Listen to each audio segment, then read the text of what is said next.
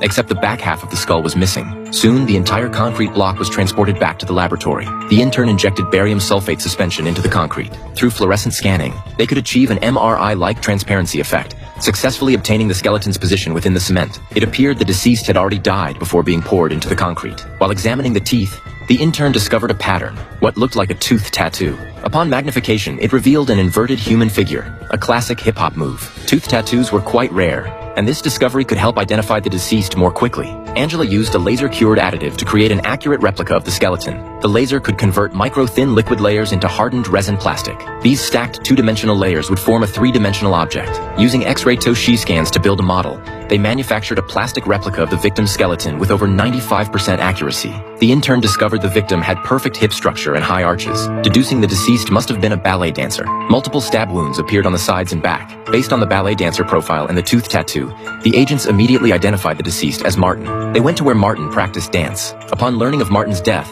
the dance teacher showed no surprise and even smiled. It turned out this teacher's ankle injury was Martin's fault. During a partner dance practice, Martin accidentally dropped the teacher on the ground, causing him to use crutches for over half a year. Coincidentally, his father owned a construction site. When the agent made a hypothetical guess next, the dance teacher nearly lunged at him. Fortunately, the male agent immediately intervened. At this point, the intern discovered a remodeled circular micro-injury on the skull, as if someone had struck Martin's head with a rotating motion. Based on extremely thin cardboard on the asphalt, they deduced Martin must have abandoned ballet to become a street dancer. Hodgins tested the powdered bone fragments and found traces of Blastomyces dermatitidis. This fungus, with prolonged attachment, could consume the skull, explaining the missing back portion. Based on a CDC report, Hodgins successfully located areas where this fungus had recently broken out. A park. The agents rushed to the park and found Martin's two former partners, a guitarist and a magician. They last saw Martin 6 months ago and assumed he had returned to ballet, so they never reported him missing. The female agent noticed a bronze statue placed by the roadside. Remembering Hodgins had detected bronze particles at the scene,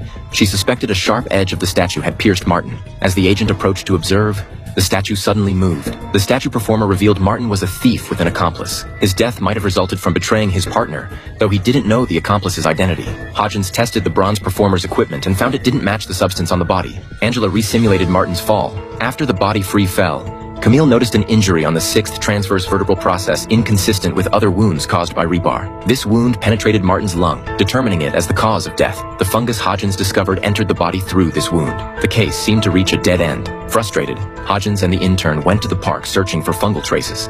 Suddenly, the intern noticed a cleaner in the distance whose tool perfectly matched the murder weapon's characteristics. These tools were typically kept in the park, so anyone could pick one up and use it. The medical examiner theorized Martin was caught stealing. Someone chased him to the construction site and stabbed him to death, then pushed the body into the foundation, tore open the plastic sheeting, and buried the body underneath. The forensic team immediately recreated the killer's body disposal scene. The knife's sliding marks indicated the killer used their right hand to hold the weapon. This meant when tearing the plastic, they would have used their left hand to support their body, then pushed the deceased down. The plastic would certainly have retained the killer's entire palm print. But how could they extract a months-old palm print from plastic surrounded by concrete? This was the biggest problem they currently faced. Suddenly, Hodgins realized gold could accomplish this. He then conducted an experiment using metal vacuum deposition technology. Based on the principle that oils and fingerprints absorb gold atoms, they only needed to cover the evidence with a thin layer of heated metal to make the fingerprint visible. Based on the palm size, they determined it belonged to a woman. The agents called in the ballet teacher and the guitarist girl, deliberately pouring each a glass of water. To prevent them from not drinking,